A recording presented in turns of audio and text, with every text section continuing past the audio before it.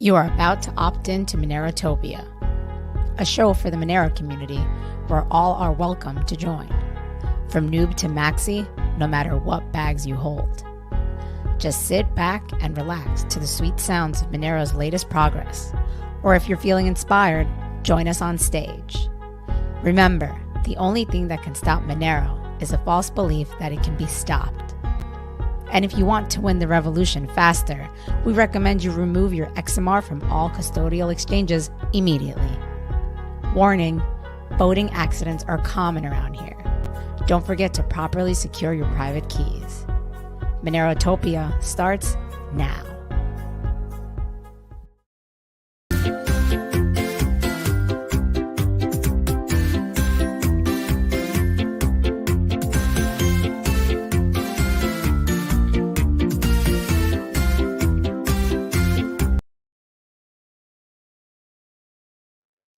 Hello.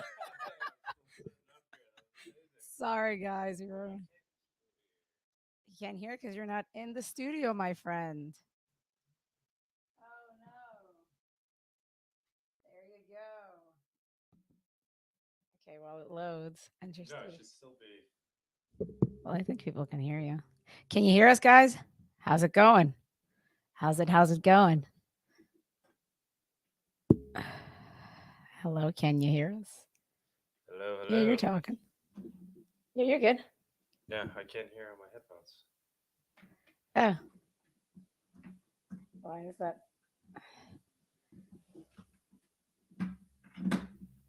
What is that? Yeah, they're in. Yeah. Nope.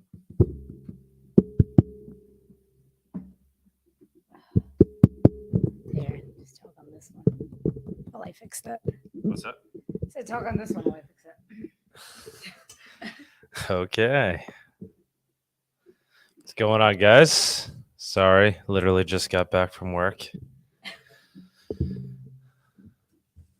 Give us a sec. Who do we got? We got anybody wait? Oh, we got a lot of people waiting in the room. Yes, we do. Why isn't my microphone working or anything? It's all connected.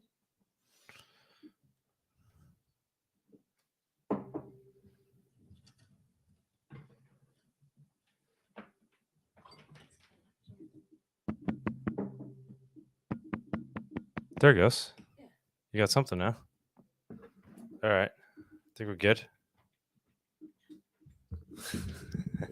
Chaos as usual.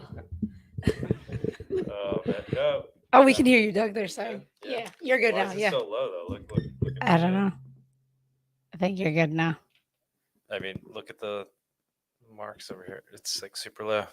Super low. All right. I don't know. Assume it's good. Can you guys, it's like decent? Yeah, it's good now. Sorry, guys.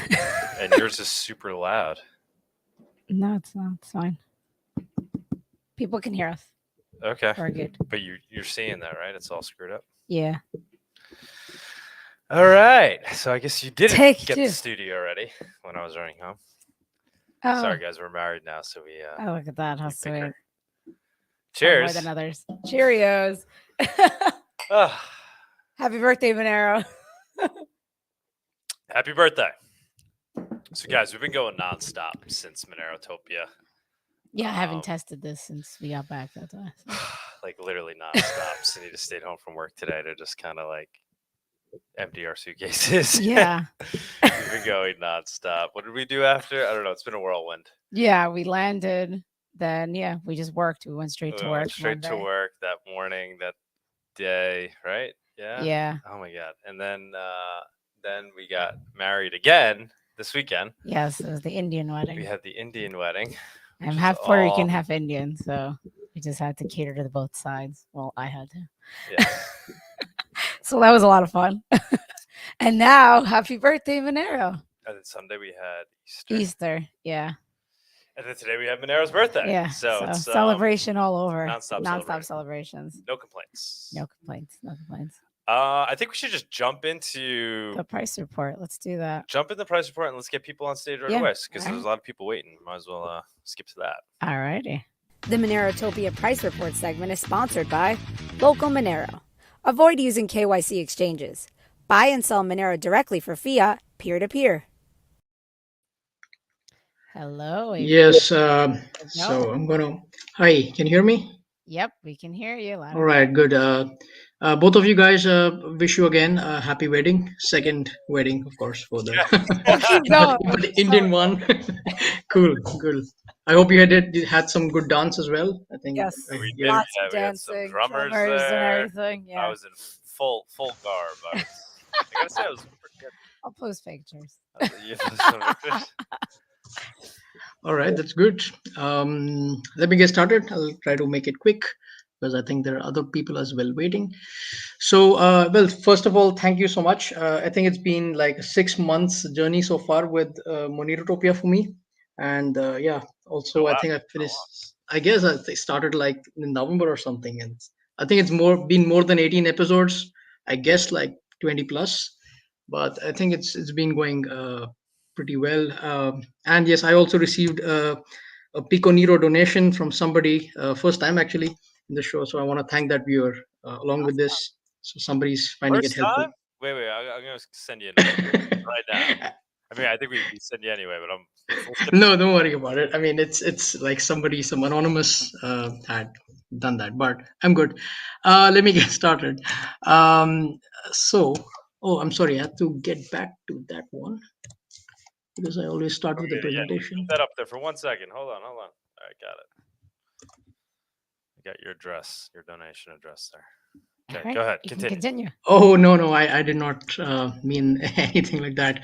But yes, so gonna start the fear and greed index, technical price action. I'm gonna talk a little bit about Monerun, about the transaction. In fact, as we speak, I'm generating the transactions on the other laptop I have to see if we already have transactions for today because it's been like close to midnight where I am. And talk a little bit about on-chain price action, what's happening. And yes, as I think I already said, 8th birthday for Monero and Monerun. And it just so happened I registered the domain monerun.com. Let's see if I can make something good of it. It looks like a buzzword now, so maybe I can. All right, so let's get started with this.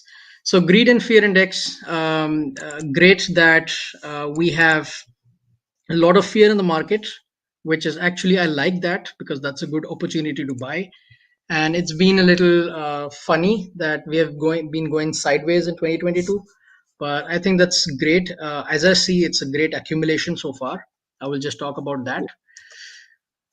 Where are we now? So given that we are in some sort of fear, let's see what is BTC USD doing. Again, flirting around 40,000 US dollars, nothing exciting.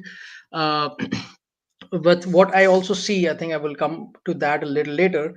Long-term institutional buyers have been accumulating Bitcoin about the 40 to 44,000 range, and we can see a lot of activity there in the last 3 days, especially from April 15, 16, 17.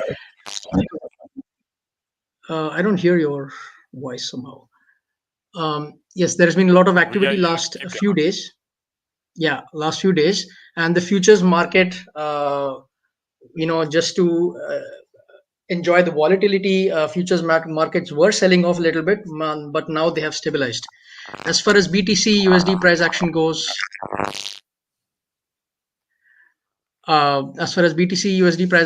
I see a couple of weeks of dry price action and then entering into some sort of bullish momentum in the coming days. But I think I see somewhere around this 40,000. I don't really see ourselves breaking below 36,000 at this stage, unless and until, of course, something happens. But I don't see that now.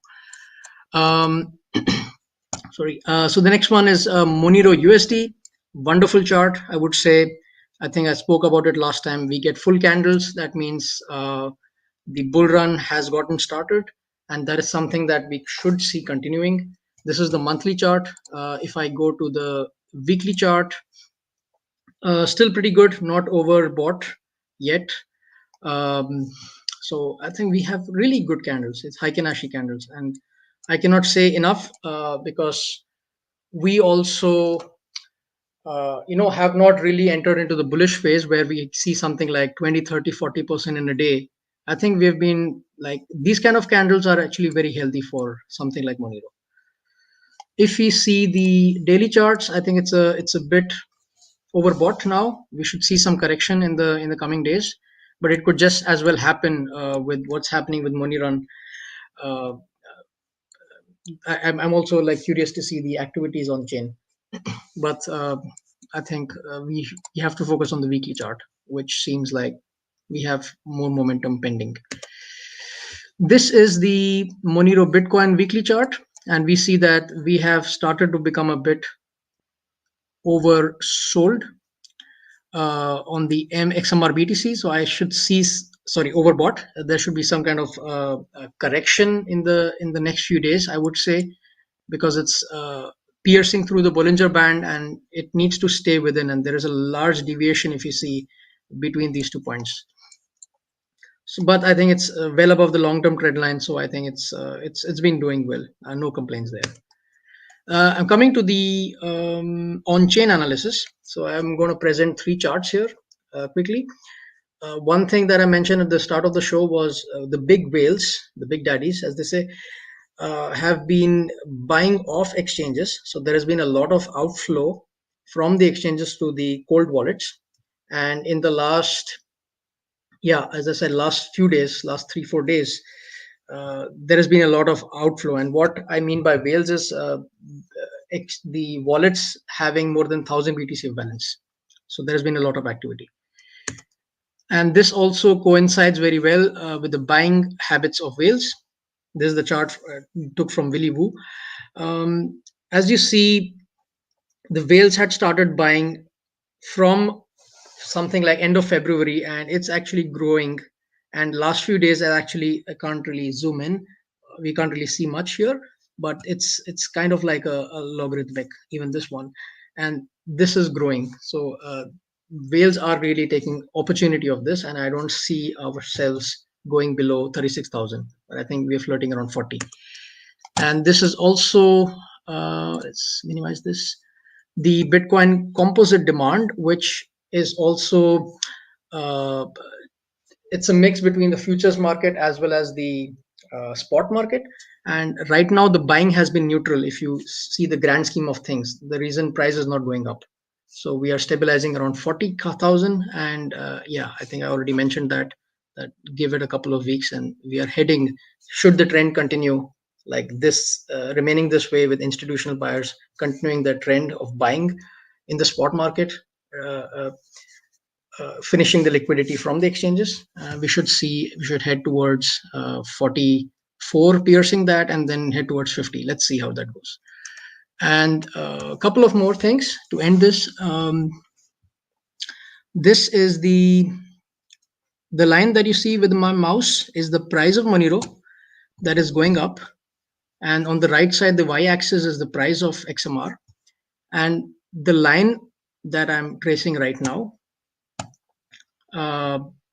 is the number of transactions per day. So if this is the number of transactions that has happened in the last 2 weeks, 3 weeks. We see that there has been a dip in the transactions since the time Monerun was announced. So we had something like 20 to 25,000 transactions, and suddenly it dipped to 13,000 yesterday or the day before. And that is, that begs the question on why that happened. Could be because of exchanges stopping the withdrawals. But I'm really curious to see the numbers because today is the big event, as we say. I'm really curious to see the events. I mean, that's what I was trying to generate, but I still don't have the numbers for today. And you think there'd be a big pop in transactions today? Is what I think that's something wait and watch. I don't want to speculate. Theoretically, yes, we should have. I would expect something like 25,000 at least.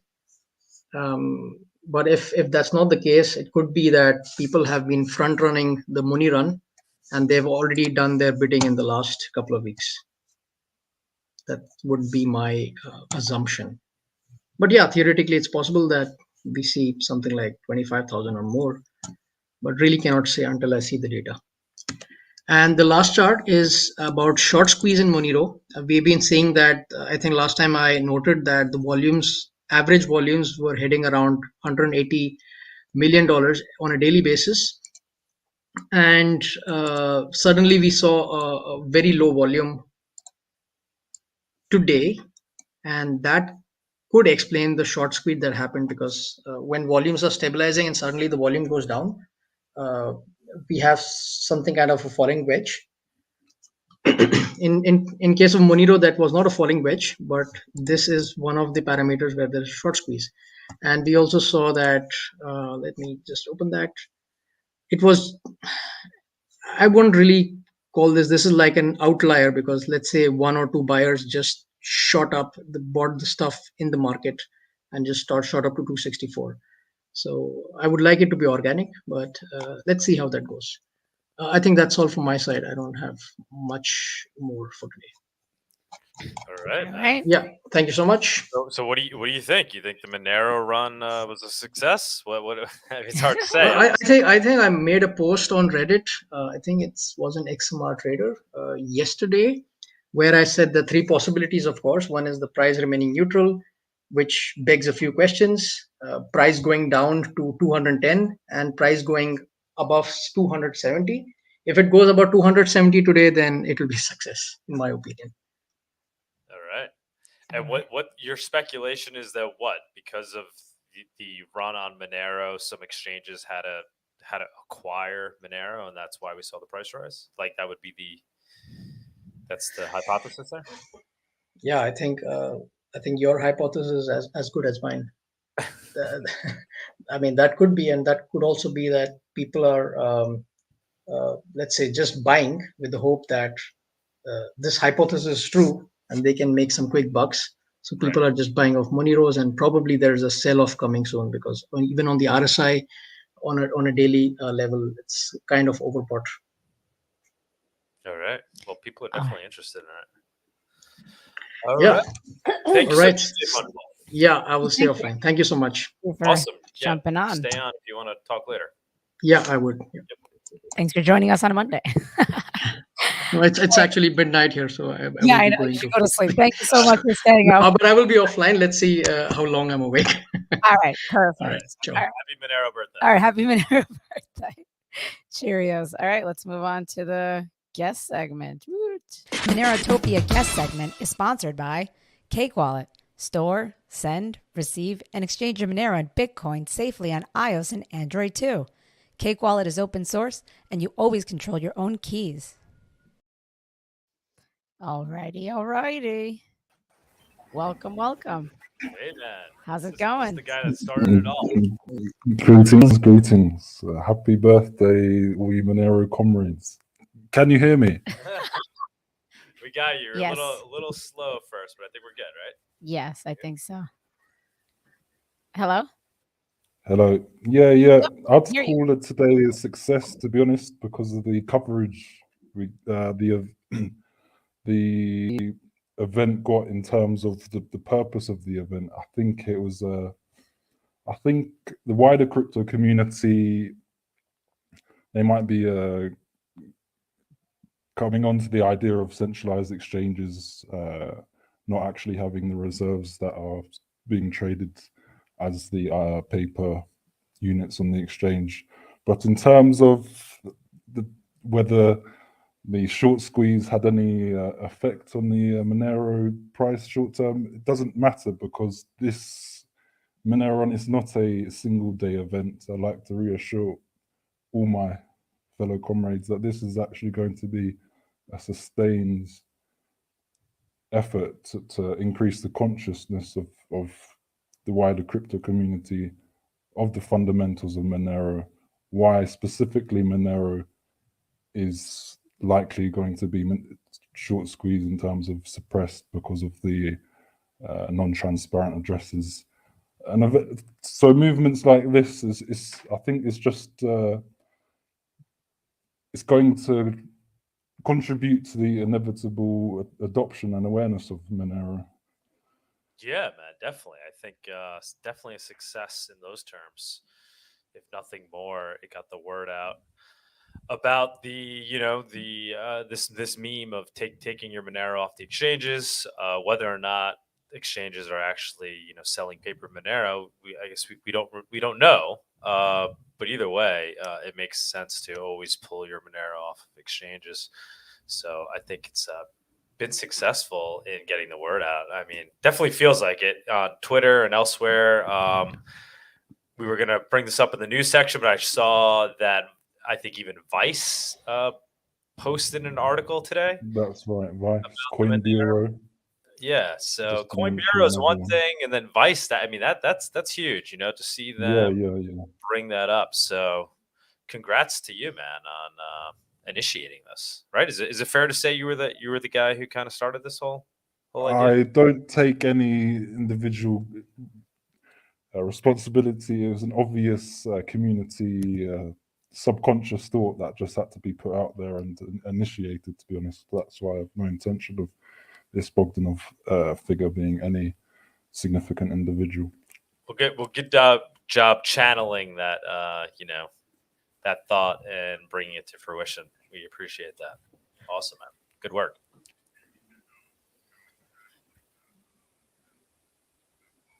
Yeah, and I would like to say good work to Monerotopia. The event was, I think, a great success, and I think it was just the beginning of a greater future for Monerotopia and the greater Monero community as it becomes more solid and gaining momentum. Thank you. Awesome. Yeah, Thank you. Yeah, we were really excited. We actually felt good the day after because we felt like, we actually we actually felt good. Yeah. We're like, wow, Yeah, we think it was successful. Definitely success. We're already thinking of ideas for the next location. We'll get into that now, but we're let's not do excited. that. We're excited. We saw a nice little price divergence after the event, so we like to take credit for that as well. You're welcome. You're welcome. Obviously, Kidding. obviously not us, but no, it was total success. I mean, with the value came from the people that we were able to get to talk at the conference, and we just had an amazing lineup. So it was awesome.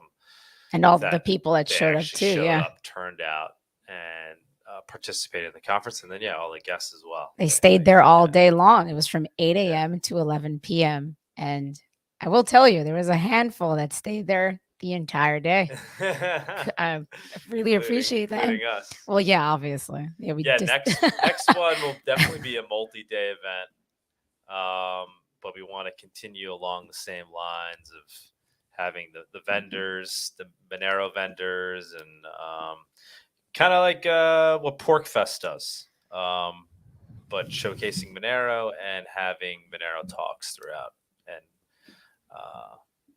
so where the next location is, I do not know yet. We were talking about even maybe potentially doing it in New York. I know that kind of makes people take a step back. New York isn't exactly the land of liberty right now, but that's part of the reason why I might want try to make it happen. Yeah, just I think there's a lot of people in New York that aren't in the situation where they can just kind of pick up and leave, move to Florida or whatever it is. They're disgusted with what's going on around here. So I think maybe we could kind of bring them out, even pull them out to a Monero event. So it's one idea. We may or may, we have a fan here. It says Monerotopia in New York, please. All right. We'll make it easier for us. People dying for liberty around here in New York. So maybe we can tap into that, whether or not they even know about Monero. But inviting them to opt out for a couple of days. What do you think, Matt? What do you think about New York as a potential Monerotopia location? I'd like to support Manchester as a potential Monerotopia location, to be honest. We can go international. Awesome. And I think we could rally quite a lot of support over the Atlantic. Yeah, that would be great too. That's the problem. It's there's a lot of places like that. Yeah, I mean, the world is big, guys. There are lots of places we'd love to do it. Hey, anything else you want to bring up about today's Monero run? I'd like to bring up what's aFungible mentioned about 270 being a significant price target. We did wick above that. It seems like we're on a bit of a correcting with the momentum, but there's a potential that we do break further. I mean, I've been hearing that Monero's been overbought for, I think, 2 weeks now. I've been hearing that it's overbought, needs to cool down. But we all know in crypto, when things start to take off, it takes us by surprise how it could be charging up and absolutely no cool off period. But I think the wider acknowledgement of Monero is coming along, no doubt about it. Yeah, and just to emphasize that we will be making this Monero run a official annual date of the 18th of April. Why not, as it's Monero's birthday? I think in the articles being said that it's the 8th birthday of Monero, I think that's a greater putting it out there that it's the 8th birthday of Monero. I think it really goes to show how long Monero has been about. It's only growing more credible in the darknet marketplaces. It's only, as long as it goes on, it's only gaining more credibility as the longest privacy coin, and it can be trusted. It's trusted. It's been trusted for 8 years, and it's fulfilled its promise. It's not a promise shitcoin. That's I think what I like to see. Yeah, it's amazing the amount of people in crypto that still don't really even know much about Monero at all, if anything. And so, yeah, it's nice to see it getting some kind of mainstream attention in the crypto sphere. But yeah, that always shocks me, the amount of people that I meet that are, claim to be into crypto, that know about crypto, and then you bring up Monero and, maybe they're like, oh yeah, I heard of it. But like the amount of people that just don't really know about it still, given how long it's been around, it's kind of hard to believe, right? Yeah, they know about it, but they don't know it. They've heard about it, but they don't know what it's actually about. Right. They haven't stopped to take a good look at it. And some of them just assume like, it's an old project that died. You get that sometimes. Yeah, I think they'll just view it as another currency coin, like another Litecoin or something. I think people really underestimate or just are oblivious to the strong privacy fundamentals it has. There's no doubt about it. Monero's market cap conservatively should be 80 billion from what an all-time high of something like Dogecoin or XRP was. So using that as a parallel, stay strong, Monero comrades, because this noble cause will indeed reward us for supporting what is right. To be honest, this crypto community, the crypto sector is lost, and I think Monero is one of the few projects, if not one of the only projects, that holds on to Satoshi's true vision of a decentralized and P2P private currency. So I don't think our efforts will go in vain. Well, I sure hope it doesn't, but I don't. Fundamentally, there's no reason why this isn't going to probably be greater than what we could even conceive. Well said, man. Well said. I mean, I feel like we're kind of beyond the point of no return here. It feels like Monero has crossed the chasm, so to speak. I mean, Bitcoin most certainly has, but I feel like Monero has too already. That it's its tentacles are in deep. I don't see how it could possibly be killed off at this point in any way. And given that it's gained network effect for the use case of digital cash, and it's winning that space, I don't see really how it could be toppled from that position. What's your take on that? I completely agree with you. As years go, as his credibility carries on, and it fulfills its promise as a true privacy coin. It's like Murphy's law of if something's going to go wrong, it's going to go wrong anyway. But using this in terms of cryptocurrencies, transparency, is wrong where the people are naive of the transparency of creative projects and the inevitability of people that are engaged in crypto to wake up to the true fundamentals of Monero is an inevitability. It's going to happen anyway. And things like this is just contributing to the inevitability of what we're about to see. 100%, man. I think we should get the people up on stage, right? Because we have a lot of amazing guests that are just kind of hanging out today that want to participate in the Monero birthday.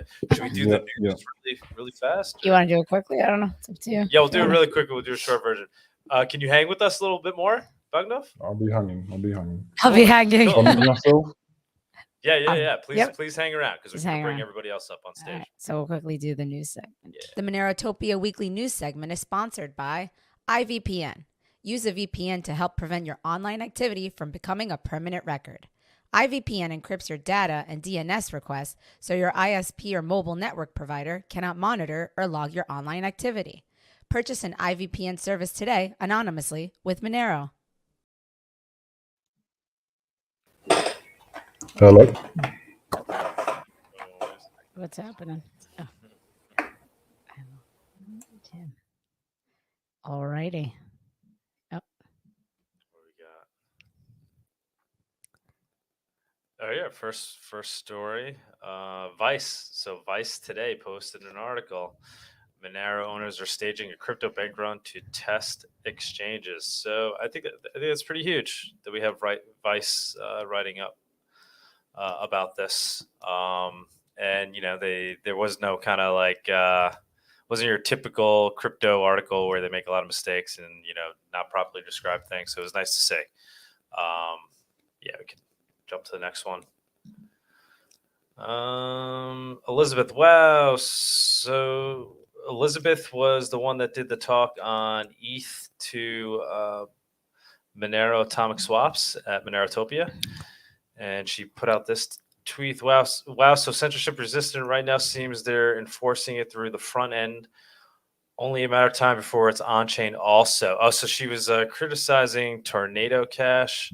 Tornado Cash uses chain analysis Oracle contract to block OFAC sanction addresses from accessing the DApp. So yeah, I mean, come on, man. This is supposed to be a tool that is used to obfuscate ETH transactions, and they're teaming up with chain analysis to basically sanction certain transactions. Not cool. It's nice to see Elizabeth point that out, and she was a speaker at Monerotopia talking about ETH to Monero atomic swaps, which will, I guess, make something like Tornado Cash irrelevant.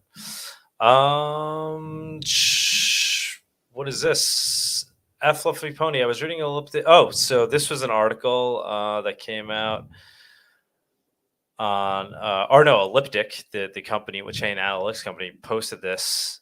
I was reading Elliptic site yesterday, and I found something really interesting. They're literally admitting that they'll never be able to trace Monero transactions. So yeah, that was pretty cool. They kind of stated that in their article.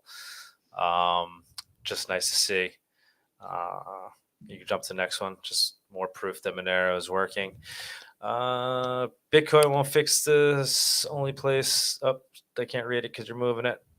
Bitcoin won't fix this. Only plebes and fifth columners will claim that Monero, on the other hand, this is true for him. What is this? This is beware of CBDC, digital form of fiat. They want absolute control. I don't even know what was the point I was trying to make with this tweet here. Wait, scroll back up. Sorry, guys, I put this together as I was driving home today. Let's go to the next one. I don't even know what I was trying to make with it. The point I was trying to make with it. Article came out today. Oh, somebody's posting about the Monero community reaches consensus for July hard fork. So yeah, guys. So Monero is going to be getting another upgrade soon. That's super big news. It's going to happen in July. Basically, the devs came to consensus on that. And the biggest kind of part of that news is that Monero's ring size is going to go from 11 to 16.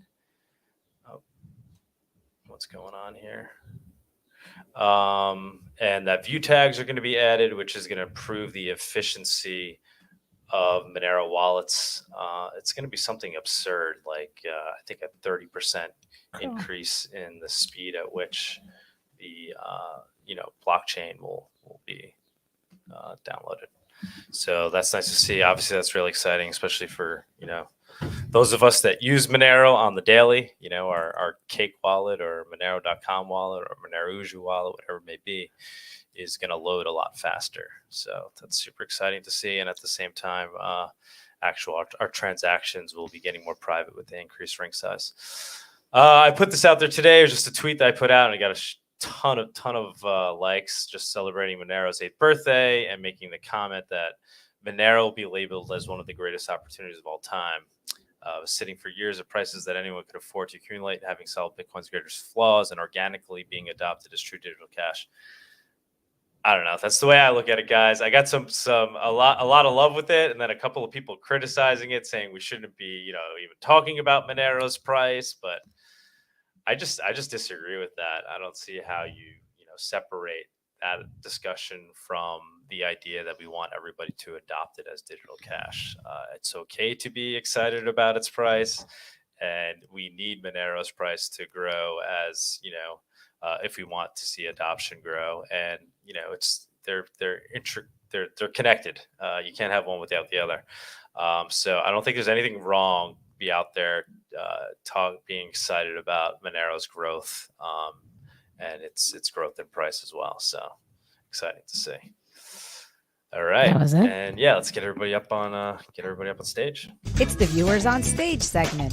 It's that time where we invite you, the viewers, up on stage to comment on anything you've heard so far today, ask the guest a question, or maybe talk about one of the news topics. Come on down. So we have a list of people. We got a bunch. Just got to add you all on. I'm going to be muting all of you for a second so we can. We got a lot of people. How's it going? Welcome, everyone. Guys, you want to give? Who do you want to give the floor? Give Body the floor. Let's do Body. How's it going? Hey guys, again, and thanks for putting on a fantastic event. Awesome, thank you. Yeah, man, it was great meting you. You were one of the guys that were like, oh wow, he's real. He's real. He's actually a real human being. I felt the same way. I was like, man, I've been chatting with these guys for like 3 years now. It's great to find them. We got to meet in person. Yeah, I mean, we had a great time. I apologize when I was talking to you. I didn't even put two and two together and realize, because I remember Body Anarchist, like the name and everything, and I didn't realize we had you on Monerotopia and you gave a price report. Yeah. But we were meeting a lot of people, so it was a nonstop. Awesome to met you down there in person, man. And yeah, likewise. Hope you had I'm the same way, man. I'll meet people and I love them, and then I can't remember their name. I'm so bad with people in my head. I'm an engineer, so I can do like numbers and stuff. But people, I got to work on. So, Body, what do you think, man? What do you think about the Monero run? What's the big bet? Resounding success. Like it's way more successful than I even thought. So I made that post on their cryptocurrency subreddit, and I'm used to getting like maybe 10 upvotes, like from Monero people, 20 upvotes, and that thing just blew up to over 2,000 upvotes. And we've got Vice talking about it. And I wanted to ask you guys a question. Vice in their article said, hey, if someone knows more about this and you want to chat with us, I was like, yeah, maybe I should message that guy on Signal and come prepared with like little pre-prepared statements, because like I don't want to talk too much crap, but a lot of those websites or a lot of those places like Vice they'll get you to say a whole bunch of stuff in an interview, and then they'll grab like 3 things and arrange them out of context. Mm-hmm. I don't know. What do you guys think about chatting with, if I were to chat with someone in Vice? I think you definitely should. So you were one of the people quoted in the article, right? Yeah. Yeah, no, you definitely should chat with them 100%. Yeah, I noticed that too. My eyes lit up when I saw that too. Like, oh, we should contact this guy. I was even thinking maybe during Monerotopia, just get him on the show, call him up. Yeah. Call him on Signal. Hello. Oh yeah, Signal number. Yeah, Interview the interviewers. Yeah. Definitely reach out to him, man. Give him some information. Give him some bullet points on Monero. Yeah, right on. Okay, we'll do then. Yeah. I But suppose. yeah, I mean, we got the price performance we were hoping for. You know, and I think it's possible we might not be quite done, because it looks a lot to me like probably these exchanges are trying, or at least the ones that are short on Monero, are trying to kind of drag this out. They're trying not to buy too much too fast at any one point. If you look at the recent price, it's kind of like there's this nice uptrend line. It's just kind of like doing this, and it's like it kind of breaks and not really, but it hangs out there. And then today we just shot right above that trend line. And so it could be that Binance or whoever still has a lot of people to pay out, and they're just kind of like delaying and trying not to cause too much of a price spike. So there's a possibility this could continue for a few more days. At least that's what the optimist in me wants to say. Would be cool. Somebody just said Bloomberg And talked Vice about talked about it. Yeah, So yeah, can you send me Yeah, I the wanted to. I agree with you, Baldi. Yeah, this is not over, and I do agree. I think Binance and certain exchanges, they are dragging it out, and for sure there will be individuals with significant holdings on Monero as trade, maybe, you know, probably more as on an individual level, probably waiting to take profits, you know, having it there on an individual profit basis. But hell, I still have a stack ready to buy. Like I bought some this morning, and I'm going to buy some more later, like maybe right after the changeover of the candle from today to tomorrow. Yeah, I mean, for sure, it's because we've broken out on a long-term technical basis. You know, it's just a cosmic confluence, to be honest, that this is coinciding with, you know, we couldn't have prepared a setup like this. So, you know, I don't want to get anyone's hope. I don't want to set anyone's dreams, but also I'm actually being realistic that this is a serious momentum shift in Monero's price and awareness. Both, so it's good. Man, the sentiment change and the cryptocurrency subreddit is awesome to see. A year ago, we would post stuff about Monero, and it was always the same stuff, like, oh, it's for criminals, or oh, it's not going to go up in price, or you know, insert any possible criticism, and or they're just going to ban it, right? Or they're not going to let it exist. And nowadays, people are like, screw that, we don't care. Like they've seen the Canada fiasco that happened. They see Ukraine. And I think we've turned a major corner as far as sentiment goes. I go there and there's just random people saying, oh yeah, I just bought Monero today. I just got into Monero. It's awesome. Even at the conference, there was people that were just like, I don't know, a month or two, just a few months old into crypto and pretty brand new to Monero. So we're getting new people, and it's got a really positive sentiment right now. You know, and the irony shouldn't be lost on us that today is not only Monero's birthday, but tax day, as they would say, or voting accident day, really. You know, I mean, how we might choose to do that. Some pretty unbelievable coincidences there. Monero's birthday, Monero run, tax day. You know, plan, guys. We might have set a new price floor with this event as well, because a lot of people. It seems like a lot of people had crypto on Monero on exchanges, and they pulled it off. Like, yes, we have new people buying, but I think a lot of people just had old crypto or old Monero on the exchange and realized that they need to pull it off. So it's very possible that we just set a new price floor that will be really difficult to go below. So, you know, we're breaking trend lines right now. So hopefully that continues. Yeah, let's get some other people in here just because they're waiting. ArticMine, can you hear hello, us? hello. Unmute yourself. I will do that right now. Can I hear? Can you hear me? Yes, we Yeah. can. How Great are you? conference. I am doing really good. Good. Got back from the conference. A few delays on the flights, but that was fine. Been very busy for the last week. And it was a phenomenal conference, and I was really happy with that. Awesome. Awesome, Glad man. to We're hear glad that. you, Yeah. Absolutely phenomenal. For coming. I got a lot of, I got more than what I aimed to be accomplished out of that. So it was really worth my time. One comment, I, of course, also attended the Bitcoin conference. And at a fundamental level, to be honest, I was incredibly disappointed. I haven't been a Bitcoiner so really active. I'm coming back from the early Bitcoiner, 2011, 2012, 2013, up to about 2014. And that's kind of the mindset I look at Bitcoin. And what I saw there, it's totally gone from its original roots. It's a totally different thing. I mean, the fact that I could not buy a cup of coffee without either paying with a credit card or with a proprietary app, which was essentially a credit card funded by Bitcoin, in a Bitcoin conference, and they didn't even take US currency. I mean, that was in the United States. That was just an eye-opener. It's sometimes the little things that concern me. So I'm quite concerned that Bitcoin could break to the downward. I think people are talking about short squeeze of Monero. I don't think we've seen anything. This is like nothing. If it does short squeeze, and I think we got a taste of that with Dogecoin last year, it's going to be way more than what we've seen today when it does happen. And also, I really suspect that it's not just Monero being shorted here. The exchanges have shorted a portfolio of altcoins, which is way less risky than just shorting Monero. And what that does is that on average, they're probably making money on this. I mean, there's a lot of coins where and then one of them spikes, they can cover the losses on others. So if you short, 20 or 30 altcoins and one of them goes, goes up and the rest go down, well, you may have a little rebalancing to do, but you could get away with it. So that's what I think is happening.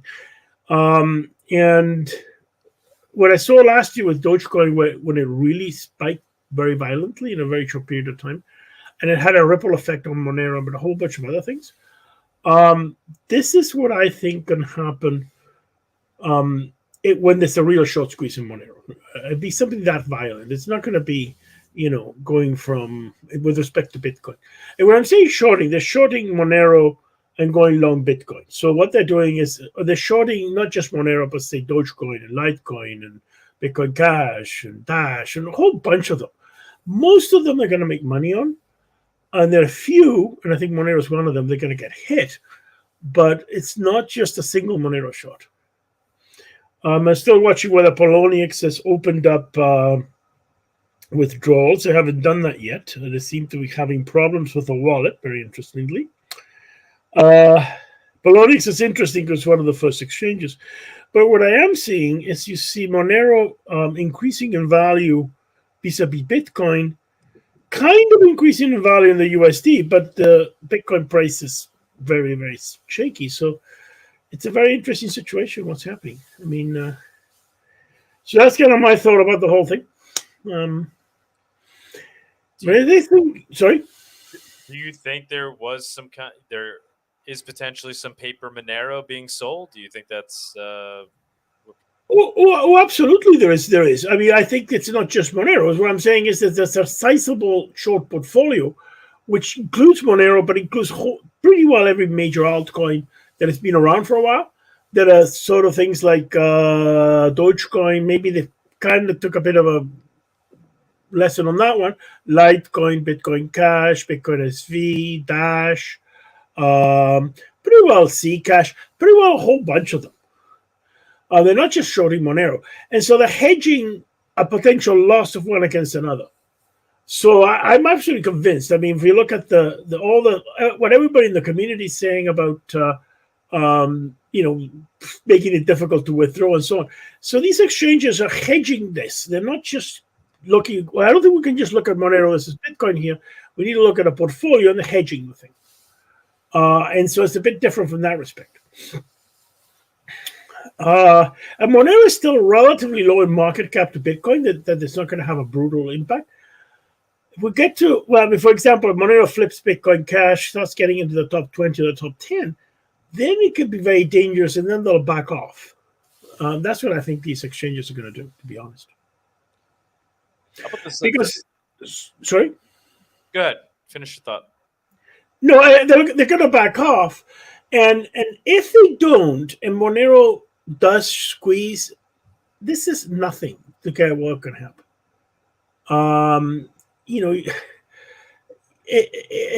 A real short squeeze on this thing is just going to be brutal. That's my opinion. And it's the easiest asset to take delivery on. I mean, all you do is just withdraw it to your own wallet.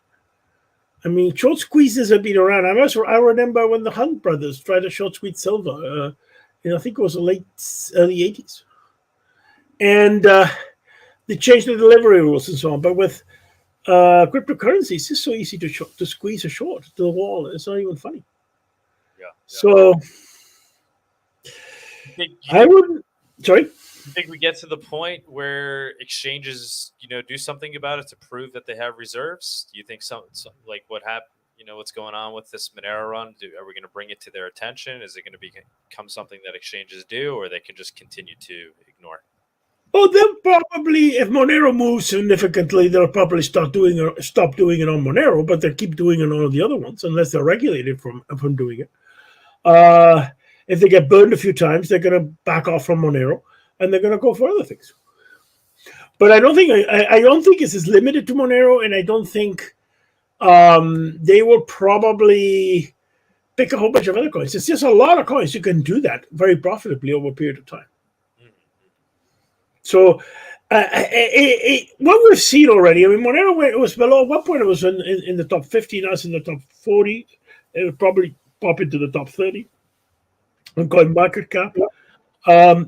So we're seeing a very strong move with respect to Bitcoin, but kind of a flattish, slight move with respect to USD. So it's basically right now sort of slightly growing, but essentially offsetting Bitcoin's fall. That's what it's doing. And so if you have a short Monero versus Bitcoin, obviously you're going to get hurt. But keep in mind that some of these other coins are also shorting. The Bitcoin Cashers, the Litecoin, Dash, they're going further than Bitcoin. So they're making money on those others. So that's what I think is going on. dMartian, I see you keep dropping out. Come back in. Are you there? He was having audio issues. That's right. Do I sound clear at all or no? Yeah, you do. Yeah. Go ahead and You're sounding, yeah. Mm-hmm. chime in. Great. So I'm in now. That was great. I really want to listen to what you had to say. I was having issues, but I appreciate that. And now I'm back. So I think maybe my heart is a war drum for a revolution. And one thing that I noticed after being at just communicating with people and talking to people like yourselves and other people, was it Baudier? Hey, we know each other from Monerotopia. I recognize your voice, bro. I won't say your name, but I recognize your voice. That's right. Hey, so it's what I found out is I'm actually more pessimistic about the present and more optimistic about the future than anyone else that I ever met. And so maybe that's a new and interesting perspective that someone might want to consider. And so here's where I go. And it does tie into Monero deeply. It really does. And I'm so happy for this. And like, just because you want to be a phoenix that rises from the ashes. So you need to see what is the problem before you can see what is the solution.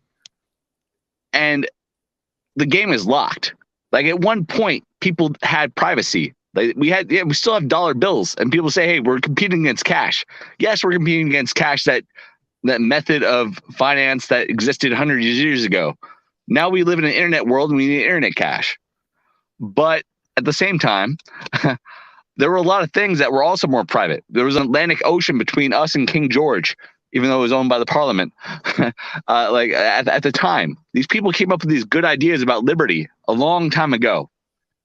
I've been traveling up and down the East Coast from Manhattan to Massachusetts to Boston. I went to all kinds of different places up and down the East Coast. I went to Thomas Jefferson's house. The man, his entire house is a conversation piece. Every single facet of it, not just the conversation pieces, but the architecture itself. It taught me so much about people that lived in times of oppression from all over the place. People that saw vision. And it showed me a whole lot of new things that I've never seen in my education. These kids are robbed of their education, just not being able to see what they should have been taught about The founder, they're not gods. They're not perfect, but they did have ideas. They did live in conditions, and they could teach us things about our day to day. Like if I cured cancer today, people in 400 years would knock down my statue because I wore Reeboks. And I'm not perfect. No, I'm not living in a perfect world, but I might strive for a better tomorrow. I might create the terms for better tomorrow. I might create liberty for myself today, liberty in our lifetime, liberty for our children, liberty for everyone that comes past us.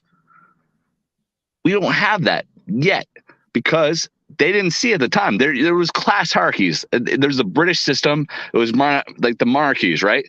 And there could be like a duke or whatever. Now you don't need that. You just have the money. There was no industrial revolution. There was none of those things. What we need to understand is that there's a new form of tyranny. Things that those founders couldn't see because it wasn't in their perception. We're dragged down. You thought you could talk? Well, there's something called a corporation.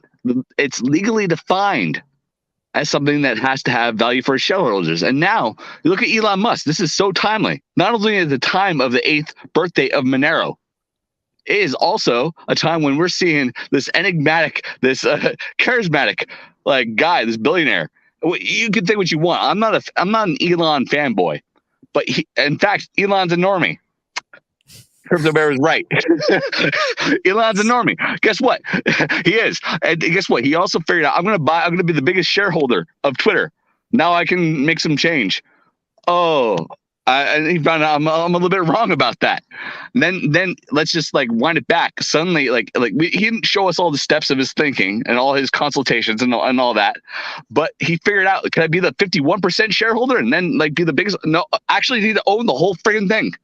Because there's a fiduciary obligation to the shareholders. You have to strip all morality. You have to strip all obligations. That enters every single thing that at every facet of our lives. You want to have medicine? Well, only if it's good for profits. That's not, and no one's to blame. There's no King George. It's abstracted. It's convoluted. This is wild. And guess what? Let's go down. Let's say you want to create a movement. You want to be a new Booker T. Washington. You want to be a Malcolm X. You want to be you want to be the next Martin Luther King Jr. You can't, because you start a parade and all of a sudden these corporations see, well, if there's going to be a social movement, we're going to be in charge of that too. We're not going to just take charge of the system, because you can't rise to a certain point before taking all this money. And once you take all that money, then you owe them. And even if you do somehow buck the norm, everyone else in the system has been taking the money and they're going to squash you. So, and even if you're not part of that system, well, if there's going to be something new, we're going to take advantage of that too. So it doesn't matter if it's gay rights or whatever they call it. It doesn't matter. If there's some social movement, they're going to surround you. They're going to put the floats around you. They're going to be like, yeah, we support you, this and that. They're going to make sure that there's no one leader like there used to be. They got more money. There's more support. There's more people, but there's less people that are leaders, because a leader can say whatever they want. They can't afford that. When you think who is actually the speaker of any of these movements, who is it? It's a corporation. They're going to tell you who and what to think. They got us locked, sick, and hooked. And when all is said and done, when they created the laws that they actually wrote and they gave to the politicians that they hired, and that goes into law, who's going to tell you what happened at the end of all that day? It's going to be some news organization that's also owned by the same people. So we're a little bit screwed. And if we want to talk about this, guess who's going to mess with us then? The big tech's going to meddle with our conversations, hack our brains for maximum ad profits, and divert us to do what they want us to do, weeding the seedlings of a people's movement. I'm creating a dark dystopian reality. This is not something that I've created. It's the reality that you live in. And so, what's the escape? It begins with privacy. It begins with just having honest conversations. How do we get there? We get there with tools like Matrix, where it's just federated, and we get all out there. We get there with tools like Monero. You can't see what I'm doing with my money. It doesn't matter what you're doing with your money. I'm just being you. And just the fact that they can't chase us down, just like, somebody's doing their ad networks. Who's paying the ads? Guess what? I donate to who I want to, when I want to, and I do it for my own reasons. And no one can find out about that. That's beautiful. That's what Monero is. You can't get that anywhere else. Can't find it anywhere else. That's something that we have. That's something that's created, and that's something that we enjoy every day. People don't see how dark things have been and how much beauty that we have to gain. And Monero is part of the pathway to the future. Not just that, but privacy in general. Just the fact that we could have an honest conversation, just you and me. People like sitting around in Monerotopia, just having random chats. I was so glad that people posted those chats online, because I missed some, just because some of the people there were just so honest and like passionate that I just wanted to have a real conversation. And I enjoyed that so much. So thank you, Doug. Thank you for everybody that put that on. Yeah. And I'm looking forward to what we can do. I'm smiling, big smile on my face as I listen to you. I hope you do. I hope you feel a little bit of my vision and my passion. 100%, man. 100%. Totally aligned. I know you were gonna speak in Monerotopia. You right? You reserved to be an after dark speaker. Mm-hmm. Yep. So I've given you some of that now for Monero's birthday. There you go. Yeah. Dude, it was great meeting you down there. Love your energy and your vision. You're obviously welcome on this show anytime. I think we'll do a Monero talk, right? We were saying maybe we'll That's right. Extensive interview this week. What got you into Monero? What is your quick little Monero story if you wanna tell? Well, it wasn't the drugs, but it was the fact that people were buying drugs with it. And I'm a big, I work with complicated systems. I work with spacecrafts and all these things. And it was really cool, actually. It was really weird. I thought not many people were into aerospace until I sat down in Monerotopia, and I was sitting there with a table of 6 people, and 5 out of 6 of those people were aerospace people. I was like, wow, this is really cool. So there's more aerospace people than I thought. But for me, like, one of the things that is really revealing is when the rubber hits the road. And so when I saw it, I try to figure out, one of the things I try to get good at is seeing like how to be more efficient about getting to the truth. And some people have a story. Some people have this How do I get through all that? When I see people actually using something for that, like where they're putting their lives on the line, okay, now I'm interested. Now I want to look into that, because these people, at least it's working, and people are putting their lives on the line, and they're still working. So that's what made me look deeper. And when I got deeper into that, I found out more and more good things, and I just kept that brought me down the rabbit hole. Beautiful. Cool. So what do you think, man? Why is Elon not out there talking about Monero? He's Mr. Extreme Free Speech. He's ready to take over Twitter because of his genuine love for free speech and wanting to perpetuate it with technology. So why not just pump Monero? Honestly, he's a controlled opposition. Why is he staying away from Monero? This the name is the controlled opposition. I would say that there is a chance that he could be, but he is so detached from economic necessity that he's on his own trolling thing, where he has his own. He's just entertained by Dogecoin and all this. He has this passionate love for true free speech. Why isn't he promoting a tool that potentially has the ability to perpetuate it in ways never imagined? He's still a normie. He doesn't understand. But if he could understand, he could be a force for good. I don't know. You think he's a normie? That's I don't know. That's aggressive, man. No, you ever heard? There's a lot. No, it's true, because we've seen it time and time again. When he was like, "Oh, I'm into Bitcoin now," and now, oh wait, this custodial wallet took all my money. This random custodial wallet, and he's like complaining about that, and he used his influence to get his money back. You see it time and time again, where he just doesn't get it, and then he understands through his learned experience. So if through his learned experience, he might come to realize that things aren't working for Bitcoin, but through this other thing, it works. Definitely. Okay. I think he might be a slight bit of an opportunist. I think he likes to get out in front of trends, like right before they happen, and capitalize on them. It seemed like that's what he did with Bitcoin and Dogecoin. So at the point that Elon is talking about Monero, that's probably a really good sign that we're really about to break through in a way that, like Dogecoin and Bitcoin did recently. All right. Yeah. All right. So it's sad to see. I think, I don't know. I guess I give Elon too much credit. I guess I give him too much He still has hope.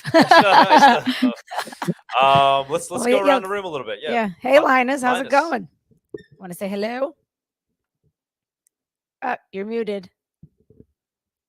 Muted. No. there we Hi. Yep. Hi guys. How are you doing? Good. How are going on, you? man? One of the people, unfortunately, we didn't get to meet at Monerotopia. I but know. was behind the scenes in a major way, man. Greatly appreciate all the help with the conference. Greatly appreciate Yes, thank you Yeah, so yeah. much. You helped out so much. I would have loved to come and see you all in person, but unfortunately, the US government won't let me in. So I have to postpone it to next year, hopefully. Shit, not if we do it in New York. Oh God. No, impossible. Yeah, that's why New York is a tough decision. Part of me wants to do it there, but part of me is understanding why we may need to do it somewhere else. But what's going on, man? What do you think? Monero's birthday, Monero run. What's your take? Yeah, I think it's a great day. We've seen good price action and a lot of coverage from Monero in the news, and I think it'll help for the future. But I have a little bit different take for the price action and adoption of Monero. I mean, the organic growth is really good and healthy, but I think the event that'll change it all is the introduction of CBDCs. I saw just someone posted in the comments, a part of me can't wait for CBDCs. And I think the same. I mean, it's a bad thing for humanity, but for Monero, it's going to be the catalyst which changes everything for Monero, I think. I did some research last year on CBDCs, and back then the timeline was something like 2024, 2025 for the introduction of CBDCs. But lately I've been seeing headlines for CBDCs being introduced at the end of this year or beginning of next year. But I don't know exactly. Maybe someone on the panel here knows more about CBDCs and the actual timelines when they are going to be introduced. But I think that's going to be a really big event for Monero. Yeah, I agree. That's a good topic, actually. What we think some of the catalysts might be. I think unrealized capital gains could be something that triggers a lot of people too. Wakes up a lot of people. What do you think about that? Yeah, I think so too. Yeah, as well. I don't know anything about the laws, which is being introduced there in the US. Yeah, right now they're just talking about it, but I think even the fact that it's being spoken about, it's starting to wake people up to this idea that it's possible for a government to move in that direction, for the U.S. government to move in that direction. I mean, look where we've gone with income tax, right? That started as something that was supposed to be just for the rich. With unrealized capital gains, who knows? It might be income tax all over again. Yeah, true. Yeah. Let's continue to riff on that topic though, but to bring some more people up. There's individual A. You want to introduce yourself? How's it going? Hi there. I hope you can hear me. Yes, we can hear we you. got you, man. Great. How's it going? Thanks. I'm fine. I want to wish a happy birthday to the whole community. 8 years, great thing. First time live here with you guys. I watch your show regularly, and I hope you put up the videos from Monerotopia.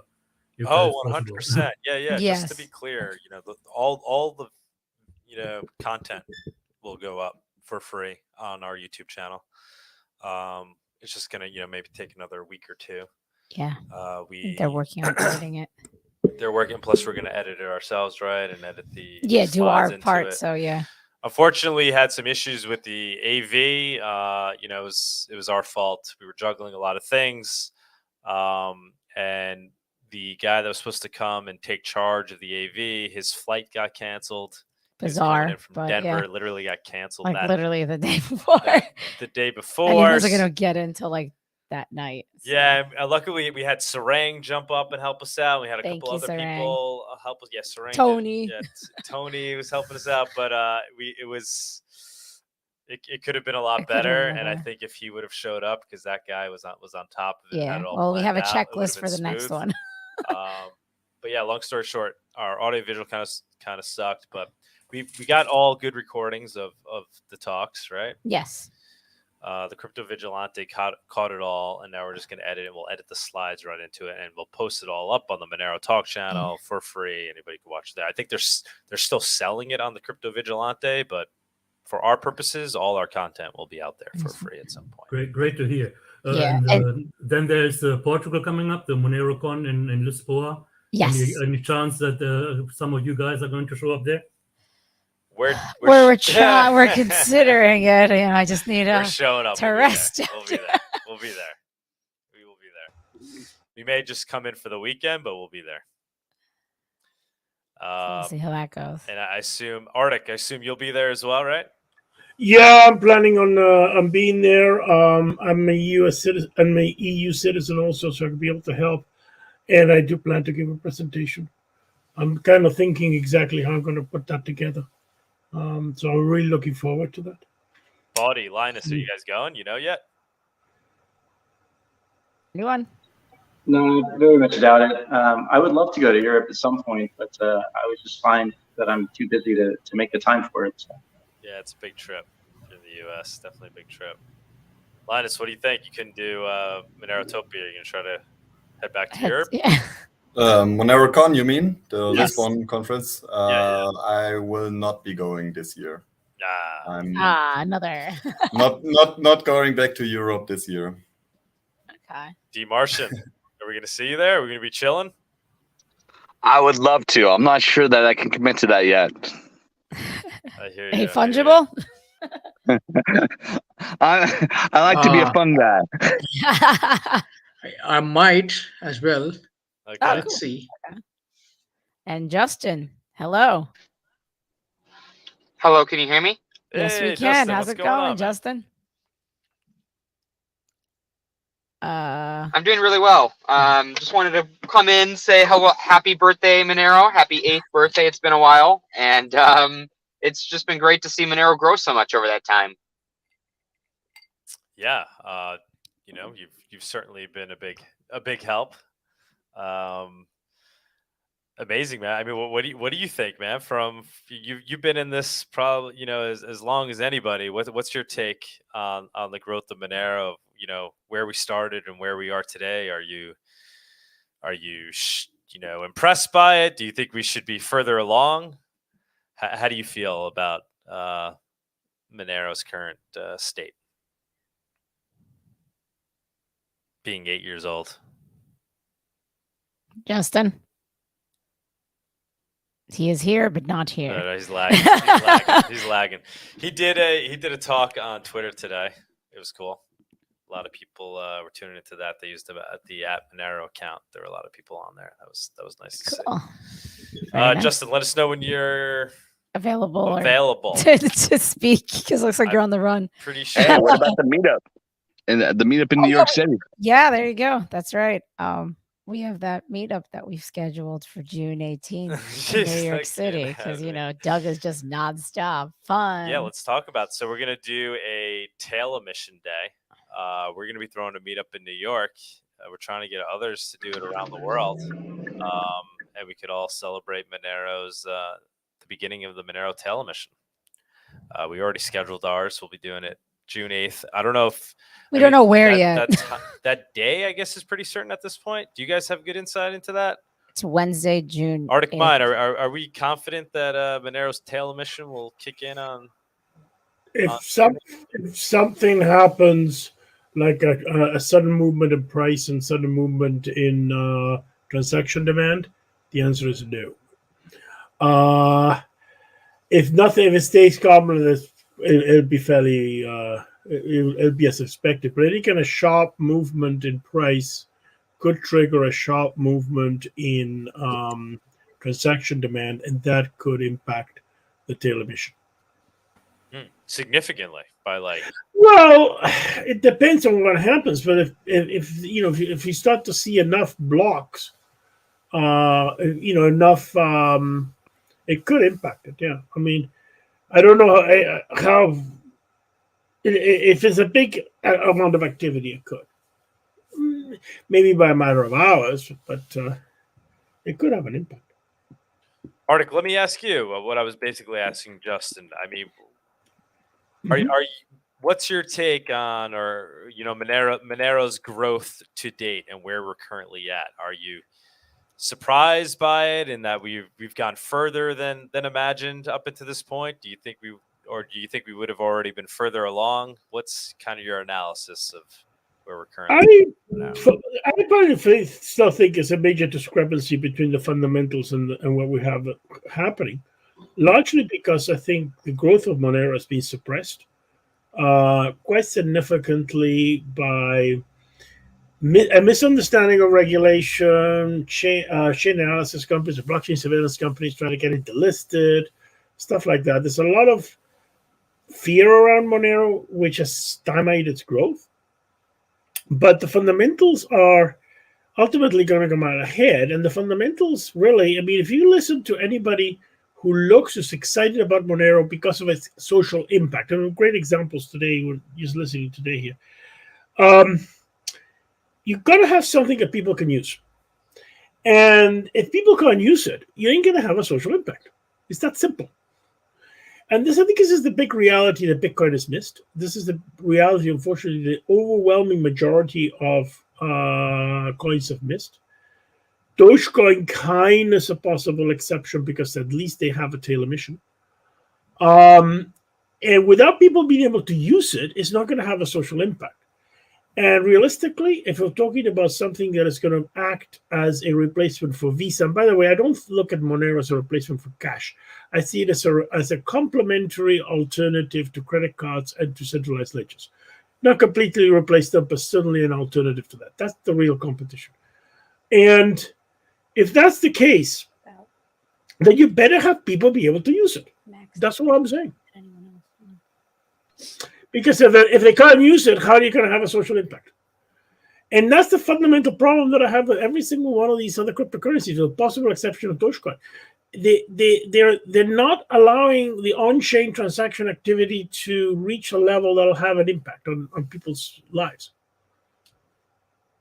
And you can get all excited about Monero and fine. And I'm saying, I listen to people, they're very enthusiastic about it, and they feel a passion, and I'm thinking, okay, I better make sure that this thing will work, that the engineering will work, that the back-end infrastructure will work, that we have this thing actually will respond, and that we have the capability to meet that demand when that demand will show up, which is a matter of time.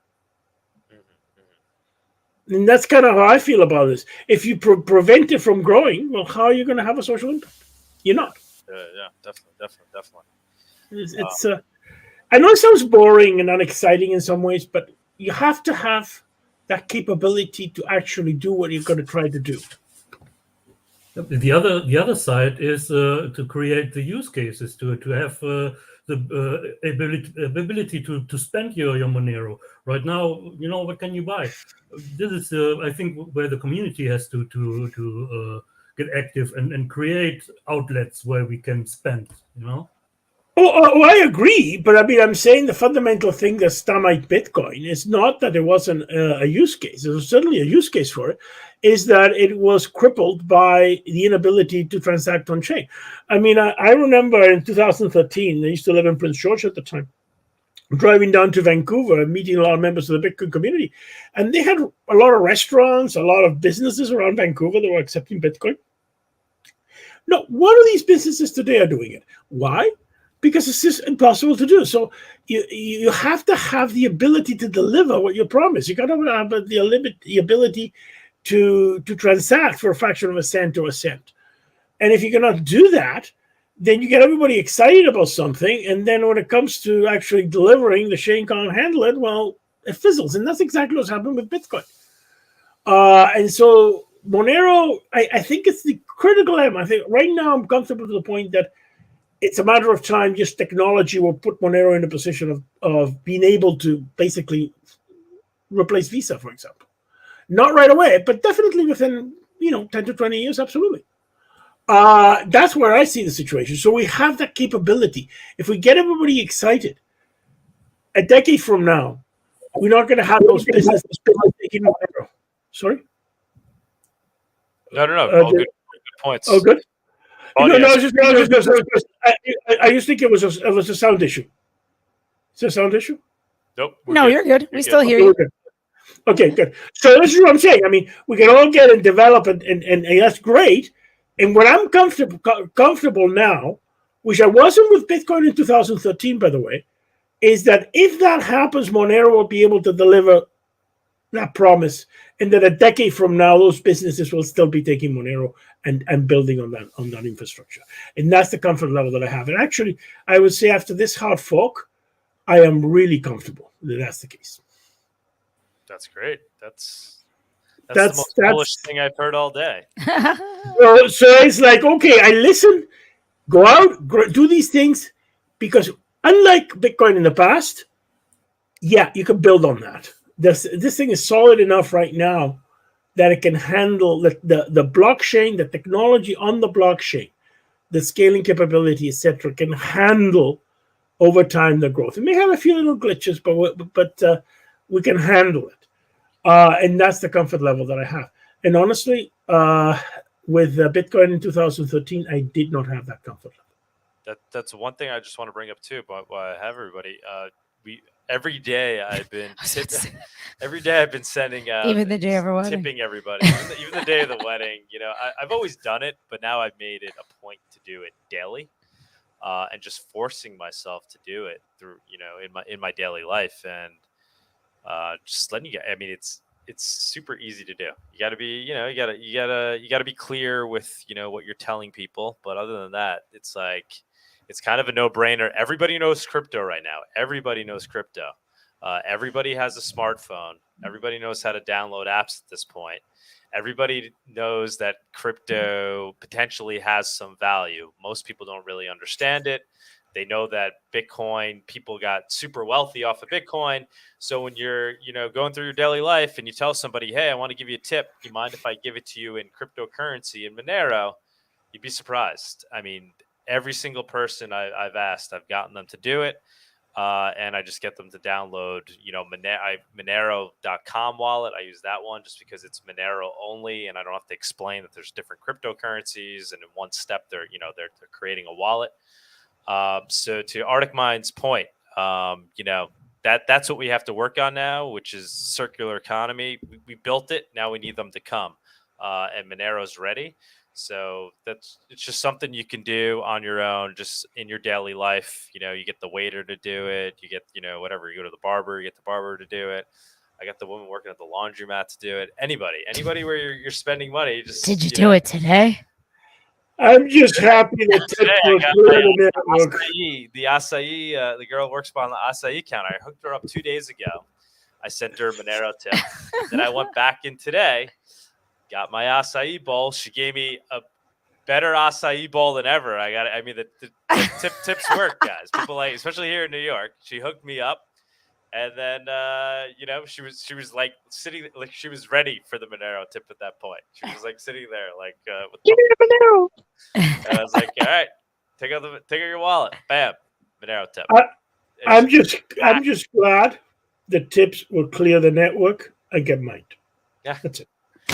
How about the the 10-minute lock time or whatever 20? There's been some discussion about it. It's a bit of one of those tricky things to try to fix because of the sort of chain events of privacy. There's a host of ways to mitigate that. I mean, essentially through modifications at the wallet level where you split the transactions up and stuff like that. That's something that I mean, practically you could do it at the wallet level in the sense that you can split your change. It's like saying, I gotta wait to, the best analogy is I gotta wait 20 minutes to get my change, so I'm gonna make sure I have lots of change so I don't have to wait as long. I mean, that's essentially what you end up having to do with a wallet if you're planning to use a lot of transactions like that in a short period of time. And it's easy enough to do. I mean, you create a few multi-output transactions to yourself, which would generate the outputs that you need to do that. Yeah, I mean, it's just certainly not ideal. Buddy, I see you're trying to chime in. Go ahead, man. I just wanted to ask, I heard that Seraphis might get rid of that block lock time. What's the optimism on that? Well, there is, like I said, there's a lot of work going on this to look at how to address the fundamental, some of the things behind.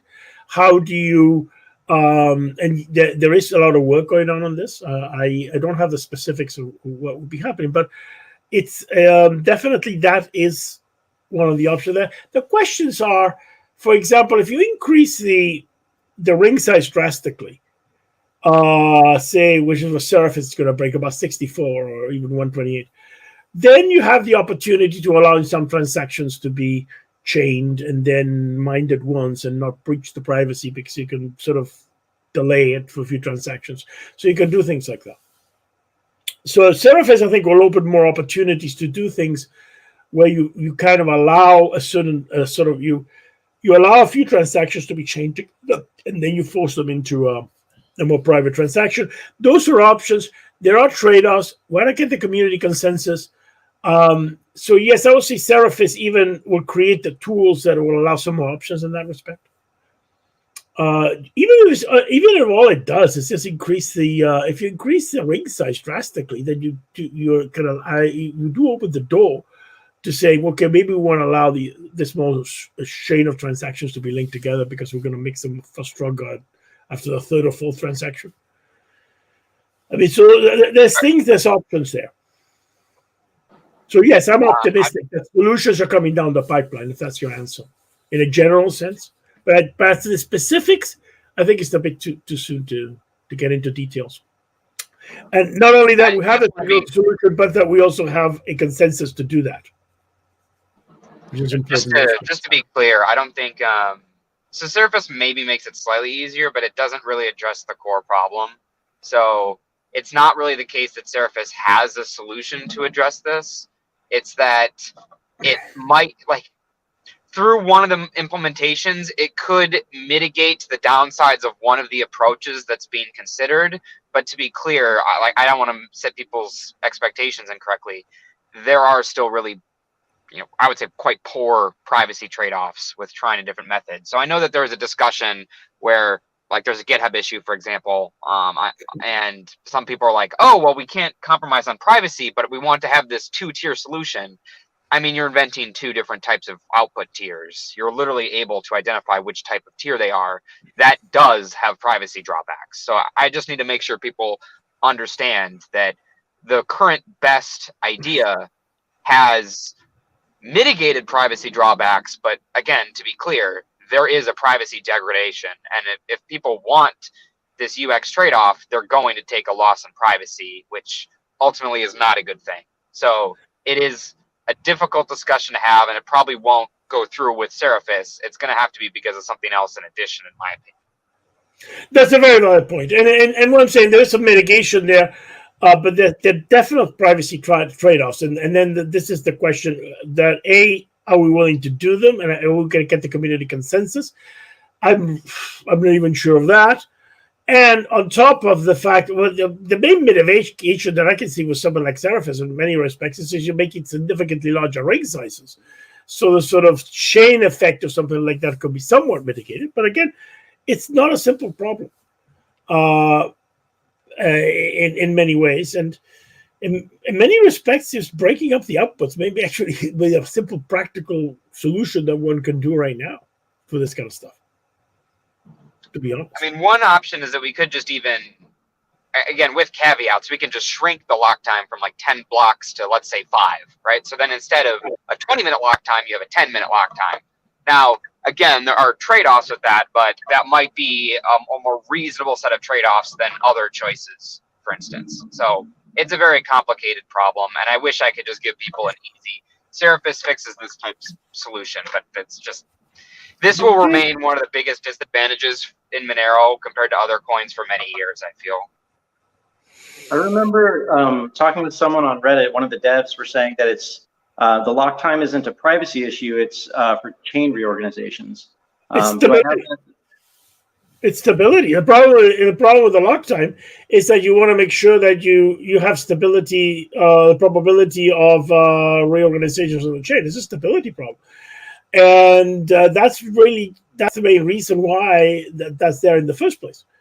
So that's the problem, is that because as your ring sizes, you have more and more transactions impacted by the reorg. So that's the reason why you have to do that. So this is not an easy problem, but I think I'm a believer that I think one can significantly address this kind of stuff through wallet design. I mean, if we want to have a wallet, if you want to have a whole bunch of if you're going to tip a lot of people with US dollars, you don't start with a $100 bill. You start with a lot of coins and maybe $1 bills and $2 bills and $5 bills, that kind of thing. So that's what you would do, but you don't have a bunch of $100 bills, and I think that's the kind of the approach that we have to take with something like Monero. If we're going to do that, well, prepare your wallet for it, and then you don't run into this issue. That'd be my answer to that problem. Justin, you think it's years in the making, even with the potential wallet solution workaround? Well, I mean, it depends what you mean by wallet solution workaround. Like, if you're able to assume someone already has money in their wallet at time A and they have to spend it a week from then sure, we could probably address it through a wallet implementation. But for the use case of someone receives money and then immediately needs to spend it, with no ability to have funds pre-funded, for example, that is a much more difficult use case to prepare for. I mean, today, somebody within Cake Wallet can get money today, send money to themselves relatively easily with a template that they save for themselves, and then they can batch transactions and pay 16 people, or 16 times as many template change outputs they made for themselves pretty easily. But that is payment at a later date. So it's wallet mitigations or improvements, which to some extent already exist, I feel at least. With one output with Cake Wallet, you can very easily pay 15 people at once, for example, with only one output. But if you were going to immediately spend money, the second, or wanted to send money the second after receiving it, and you didn't have money before, then that type of case is something we're not ready to address. No, that's basically the one case where you can't address the wallet solution. The other possibility that we could take a look at is whether or not we want to take a look at the maximum output, if that's actually a mitigation. That was a bit of because that's not, there were reasons it was done primarily, and I was very much involved with the discussions at the time, was there was a lot of concern that verification time over bandwidth would be the limiting factor for spam attacks. And so that was one of the reasons for limiting that. There are others. One of them was that you wanted to favor decentralized payers and so on. So that 16 transaction limit can be looked at. I mean, that's another way to mitigate in that respect. If we look at that, the biggest limiting factor, which is what I believe is the case right now, for Monero's growth, is going to be bandwidth and not verification time. And that means essentially that you can parallel process transaction verification in Monero and do and that doesn't require a hard fork. I think it's just more the interest of developing the code to actually do that. And you can in principle use graphics processors or GPUs and APUs and all these sort of things to accelerate these Monero transactions. And the Bitcoin community went from CPU mining to GPU mining in basically a year. So it's not like it's impossible to do. So that could be, because that's one of the reasons why that limit was put in place in the first place, because it was concerned about verification time not scaling as fast as bandwidth. That's the main rationale before it. So that's one way to look at the problem too. We want to understand why certain things were done, and one of the reasons that was done, the main reason that was done is the risk of attacks based on large transaction outputs. The flip side is, of course, is that you want to minimize the types of transaction types available in order to preserve privacy. So that's the other problem you get into. So I think I'm a big believer. I think that yes, the one use case, and this is what Justin's saying, one use case where you can't do that is receive and then spend right away. That is like saying I receive $100 bill and I want to spend it right away to 10 people by making change. But you end up having to wait 20 minutes basically on average in order to get the thing to clear, and then you can split it up. Yeah. I mean, I personally haven't really run into the issue with just sending people tips. Yeah, it's the scenario where you send somebody Monero and they want to turn around and instantly use it themselves.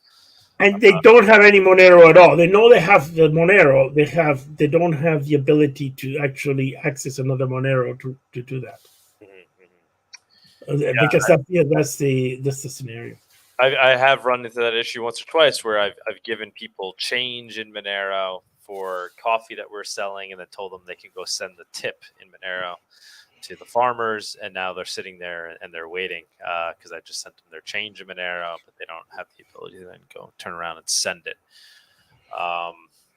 Yeah, it's unfortunate, but I guess fingers crossed geniuses figure out how to get around it at some point. I mean, I guess the question is how do you mitigate it intermediately? Maybe you have a longer term solution, but as Justin has said, I just don't see it as something that is going to happen right away. All right. Well, what do you see coming down the pipe? So Monero's 8 years old. I mean, what are things going to look like in, let's say the next 5 years? Well, I would expect within the next 5 years, just based on technological change, with no change to Monero itself, that Monero will be very close to at least something like a MasterCard, or you would have a significant portion of pieces transaction rate. Capability would be there, just because of the change in technology alone, let alone anything you do in the Monero network itself. I mean, this is the thing that when we talk about scaling, everybody gets thinking it's about the clock is ticking. People quote me that I said, well, this is how much it increased since the Bitcoin Genesis block. And then they quote me what I said a year later, and the goalposts have changed in that year by a factor of 1.5 or something. So so that's what I think is the fundamental thing is going to happen. The technology is getting to the point where it actually catches up with the concept of this decentralized network, and we're very close to that. 5 to 10 years, maybe a bit longer, depending on how much. As it is right now, I mean, just before MoneroCon, I upgraded my home internet connection to 2.5 gigabit per second symmetrical. I have a home business connection.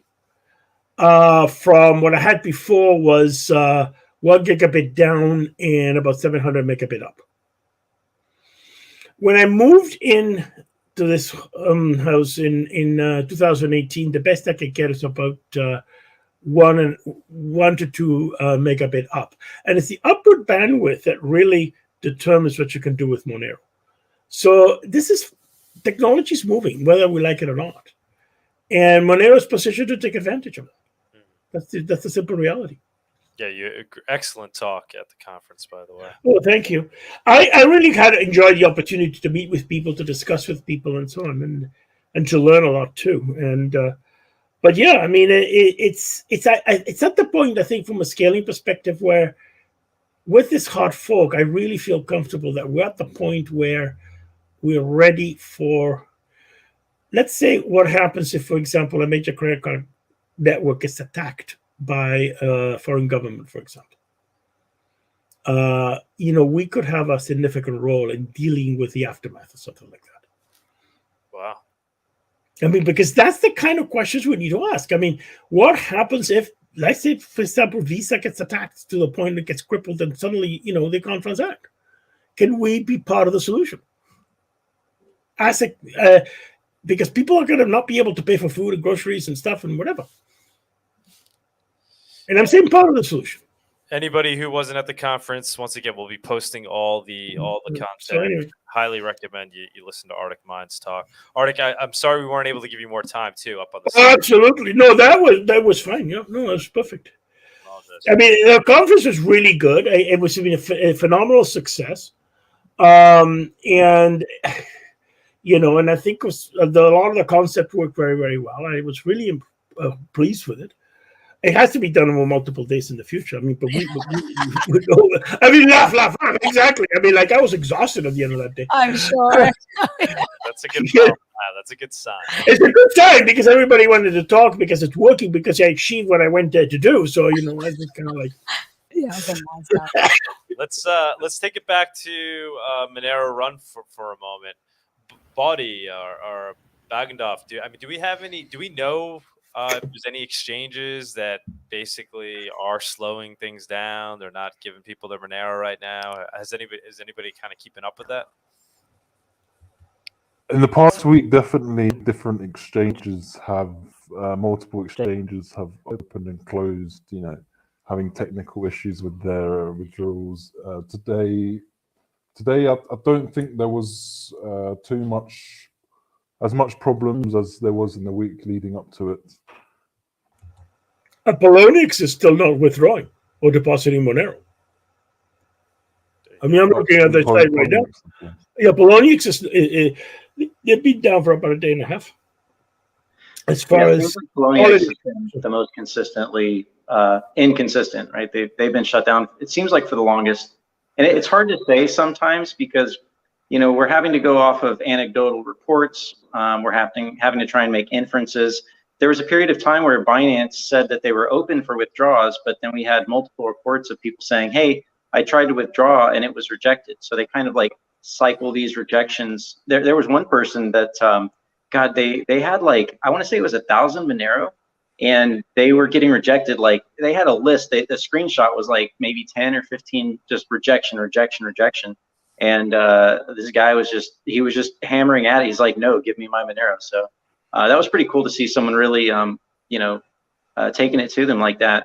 But it's hard to say because, again, this is anecdotal. We're having to draw inferences. But we've never, at least for the last year and a half that I've seen, I haven't seen this many exchanges simultaneously shutting down, intermittently, hit and miss, as we have in the past, I'd say, week, maybe 2 weeks. And all that happened coincidental with the price divergence of the rest of crypto dropping, but Monero rising. And it's hard to think that that's entirely coincidental. Like, is it proof? No, we can't say certainly, 100% sure, but it seems pretty likely. Science and Facts is saying Kraken is selling Monero at 264 right now at this moment. Yeah. So Kraken is significantly higher priced than all the other exchanges right now? It's I think important, I think, Body's last point, and that is that it's the price divergence with Bitcoin, because my suspicion is that the spread that they're shorting Monero on is against Bitcoin. So the price diversion with Bitcoin would in fact create a short squeeze in XMR BTC, and that's the short that I think is most impacted from this kind of stuff. We did break a pretty long, like a 3 years long trend line. The 2018 XMR BTC bear market, we did break through that very long downtrend line. It was only a wick, but that's usually how you start breaking through. You wick above and then you close above. That's the one that I've been watching for a lot. I've been watching that trend line, and I've been watching that market since 2016, actually. And that's, to me, the one that's really interesting because of... Now, keep in mind, look at what a violent move that we had in 2016 in XMR BTC. Now, I think if something like that were to happen today, it would be way more violent than it was in 2016. Really? Oh, yeah. Yeah, I think Dogecoin's move was... the kind of thing that could happen in Monero. If you look at that chart, I remember in early 2016, and there was a lot of work done by Howard Chu, HYC, on the database for Monero. Everybody was implementing the code for this was being used by everyone in the community, but it didn't actually get merged. And I think it was something like New Year's Eve on 2015, like when everybody was partying kind of thing. This thing finally got merged. And it said this, and then all of a sudden, nothing happens. And then all of a sudden, were off, triggered apparently by some DNM market accepting Monero or something, and it was really, really violent. You know, a catalyst that I think that could contribute to that is these Mt. Gox coins. 141,000 Bitcoin and Bitcoin Cash are going to get released. Mark Karpelis said like maybe early fall or late summer. So I don't know, maybe August, September, October. But when those coins get released, some of them are going to get sold to fiat, some are going to get hodled, and some are going to get converted to altcoins. And people that had coins on Gox from 2013, those are the crypto people that are most likely to know about Monero. And so we'll probably get some portion of those guys converting to Monero. And if it's true, which we think it is, that there's a bit of a liquidity squeeze, that some of these exchanges are short on Monero, you know, that even just a small amount of that Bitcoin converting to Monero and then pulling to their own wallet, and the Gox people, they definitely know the importance now of pulling to their own wallet. I think that could be a catalyst for us doing some really good things with the ratio soon. I would agree with that, because I'm from that generation of Bitcoin users. And one of the biggest things that people from that generation expected in Bitcoin is actually being able to use it. Now, it was before the big privacy scare of the chain analysis or blockchain surveillance companies. So that really didn't start having an impact about 2014. So these are people that are used to Bitcoin as what it was originally designed to do, as opposed to what it's become. And they're not going to be very happy with Bitcoin being what it is today in many respects. Yeah. And on a sentiment level, we're pretty good friends with Bitcoin Cash. Like, I sometimes go hard against the project, because to me, Bitcoin Cash has almost all of the failings of Bitcoin except for one, which is block size. And I know that's not perfectly technically true, but you know, we have a lot of friends in the Bitcoin Cash community, and a lot of those guys have seen their prices just drop and drop and drop. And if you look at the Monero versus Bitcoin Cash chart, we've broken up to new all-time highs already. So I think there's a decent percentage of people with Bcash, and I say that I don't say Bcash to be mean, it's just, it rolls off the tongue. But I think we're getting a decent percentage of those guys converting as well. So, you know, fingers crossed that, you know, their daily dose of opium. If Monero overtakes Bitcoin Cash in market cap, then there's going to be a major move. Yes, I expect that. Yeah. Because if you're a big blocker in Bitcoin, Monero is actually, I mean, I happen to be somebody who went to Monero from Bitcoin over big blocks before Bitcoin Cash even existed. So, I mean, that's why I'm here. I mean, I left Bitcoin over scaling, and I always tell people, when you joined Monero over scaling and not over privacy, and I said I learned to value privacy as a member of the Monero community, not the other way around. Huh. That's cool. So I had divested out of Bitcoin into Monero over scaling just before, finished that last 0.1% or whatever, just before Bitcoin Cash was launched, whether the fork occurred. But and I posted in Bitcoin Talk in the original thread a warning about these problems in 2013, and I had given up on Bitcoin in 2015 over this issue. You know, you were talking earlier about usage, and that it's important that we use Monero, that it's actually transactional.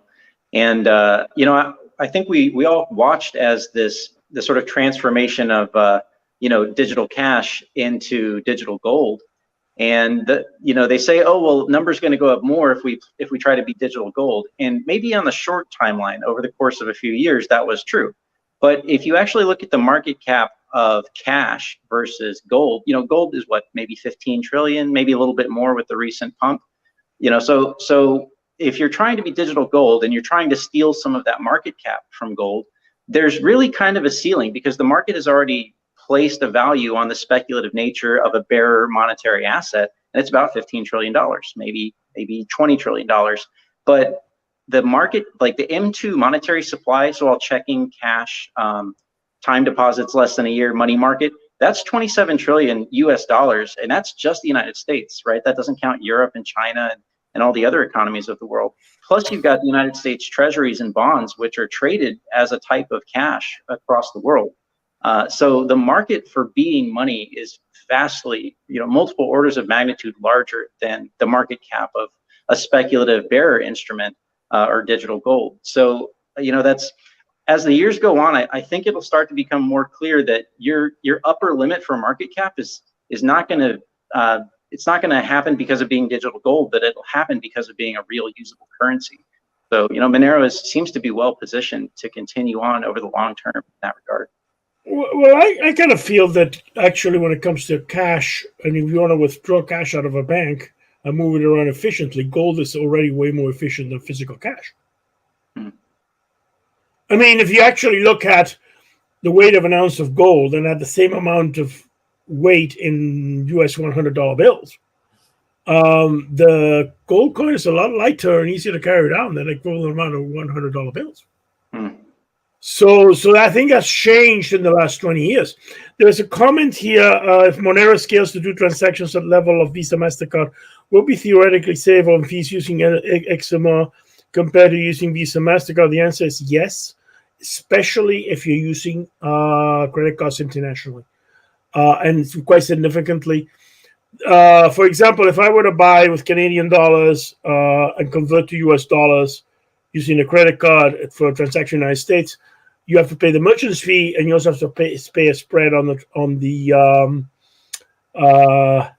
CAD USD rate, typically about 3 to 4%. So the whole thing is going to come out between both parties about 7% at the minimum, even higher in some cases, certain types of transactions. You can hedge the risk of somebody going from, say, CAD to XMR to USD for under 1%. So that definitely, once you factor in all the costs, there will be significant savings in merchant fees. And the other thing, of course, that happens is that you also avoid the risk of chargebacks and fraud, which is a humongous problem in the credit card industry right now. Hey, that's a comment that was put in the Fausto Colado, I think it was, or something like that. There was a comment on there. I just thought of something that's maybe slightly a change of topic, but there's a bunch of talk about Ukraine these days, and the ability to move large amounts of cash and maybe get around sanctions. Do y'all remember, it wasn't that long ago, like maybe 9 months ago, some Ukrainian politician had to declare that they had like $15 million worth of Monero. Yeah. So I haven't made that connection until just now, randomly, and then the Ukraine war started. So I don't know. What do you guys think about that? Well, I mean, apparently this person bought it in 2014 or 2015, and if that's the case, then it's quite possible that he got it from perfectly legitimate sources. Because the price of Monero, you could buy a Monero at the time for 25 cents at one point. So it's quite a bit of, this is the thing when people talk about money laundering and so on, what was the real value you need to look at is what was the cost basis of that person purchasing the funds. I mean, if they purchase at a low enough cost basis, what may be a humongous amount of money today may be perfectly fine because it was very small at the time. I don't know the particulars of the case, but I do believe the claim was that it was bought somewhere around 2014, 2015. And about the only place you could have done that at the time in reasonable way would have been Poloniex. A plausibly deniable story, sounds like. Well, it was a pleasure to be with you today, but I'm going to need to say has to log off right now, so. It's like saying the guy who sold the pizza for 10,000 Bitcoins. Well, what's 10,000 Bitcoin worth today? Well, did he keep the receipt for the pizza to prove that that was the source of the Bitcoins and therefore has to account for anti-AML and KYC on, 500 million or something? I mean, that's 10,000 Bitcoins. There was a counterparty to that purchase for 10,000 Bitcoins of a pizza, which is the fellow who actually took a credit card and had the pizza delivered to this guy who sold the couple of pizzas, and paid like $40 or whatever for the pizzas. Well, that individual, if they kept that transaction, and did they keep the receipt for the pizza to prove that was how they bought the Bitcoins? All I know is I sent some potentially very large tips. People are going to look back. Oh my God. The Ukrainian guy, we actually tried getting him on Monero Talk. I think we got a response from him, right? So, like we we communicated, but obviously he didn't agree. Yeah, to do he didn't it, agree but, to come on. But and then that was when it first came out a few years ago. I don't think we've tried since. no. Kudos for Oh, trying. no, Huh? we reached out to Yeah. the journalist, I think it was. Oh, I the had journalist, reached out to right, journalist, right. and then we reached out to him, but then Yeah, because that was an interesting Yeah. story. I see we have Raf on. Is that Raphael? Yo, happy birthday, Monero. Shots out. There he How's is. everyone doing? Wow, man. Yeah, I'm a mess right now. That's why I'm not on camera. Okay. It's been a wild ride, and Yes, thank for you, Sunita and Doug, for putting together such an awesome conference. I was able to get 18 interviews, and Awesome. dude, and they're all gonna be for free. They're all gonna be going out for free for everyone. You know, I think Okay, it's more important just to put it out for everyone Yeah. than to monetize for it, because that's just the ethos of the Monero community. Whatever, we're just gonna do that, and we're just very happy to be here. Thank you guys for everything that you guys do. I mean, if it wasn't for the Monero community of contributors, the crypto space would be a very depressing place in general, and it really the crypto community owes Monero a huge thank you, because Monero is really like that meme that we used to have, the Church of Monero. It's very real. You know, it really is a very beautiful environment where everyone is really pursuing excellence. So I really want to thank everyone that has made Monero possible and that still continues to work on Monero. Thank you for all of your hard work, because it really means a lot to everyone. Awesome. Thank you. Thanks Thank you for the kind words. Appreciate it. running the virtual And yeah, thanks for conference helping too, us man. out for Did the a great virtual job on conference. that. Yeah, because we wouldn't have been able to do that. So we appreciate Hey, man, the and entire thanks for. team. Oh, I'm sorry, Sunit. Oh no, I'm just saying thank you to you and the entire team. We really appreciate it. You guys are awesome, and that was really helpful. Yeah, 'cause our we wouldn't be able pleasure. to It was do definitely Yeah. It was challenging here and there, but it was definitely worth it. Yeah. And The but we internet can't. issue. But the thing is that when you love something, you just do it, and the energy just comes out of nowhere because you really care about it, and it's very obvious that is what everyone really shares within the Monero community. So I look forward to many more Monerotopias that are much longer than just one day. Yeah, not from 8 a.m. to 11 p.m. at night.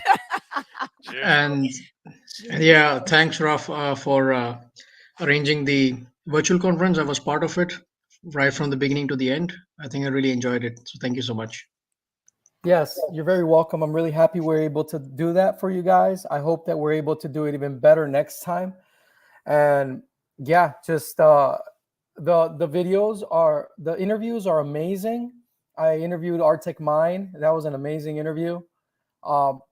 They are incredible, and they will be out shortly on our YouTube channel, The Crypto Vigilante. So just stay tuned. They will be out one after another. Raphael, I gotta ask you, because at one point we sat down, we did an interview. It was a great convo, but then I think at the end you said you lost it or something. No. I got it. The whole thing. We had a pretty epic convo. It was like around 9 p.m. It was like a little on the later side. It was like we were all having a pretty good time at that point. And you had told me as soon as we finished, you're like, "Oh shit, I didn't hit record." No. That would have been depressing. I did hit record. I was just so automatic in muting the mics after it was done that I at that point I did it without thinking. So for a second there, I thought I had muted the whole conversation. Oh my goodness. But no, it was great. It was great. Everything came out good. Yeah, you were nonstop too. I want to listen back to that convo. Yeah, it was great. It was a great conversation. Everything got recorded. Everything was great. You coming to the MoneroCon in Portugal? Oh, well, I'm still kind of recuperating from Monerotopia and the Guns and Bitcoin conference, which was amazing. I got a lot of interviews there as well. It seems that at the Guns and Bitcoin conference, you got a lot of people, a lot of Bitcoiners that share the worldview of the Monero community. So you have the guys from like Sparrow Wallet, Samurai Wallet, Ronin Dojo, like real badasses. And so I did that marathon after the Monerotopia. So we're still talking about Portugal. Jeff Berwick mentioned it, kind of like nudge yesterday. but we're just breathing right now. But yeah, I mean, we'll see. We'll let you know. We're thinking about it. All right. So, the word on the street is that the crypto vigilante is in on the Monerun. I mean, the word on the street is that that Monero is our favorite crypto community because of their strict adherence to the free and open source software ethos. And so I think that what the Monero community has is extremely unique, and anything that the Monero community goes for, we're going to support 100%, always.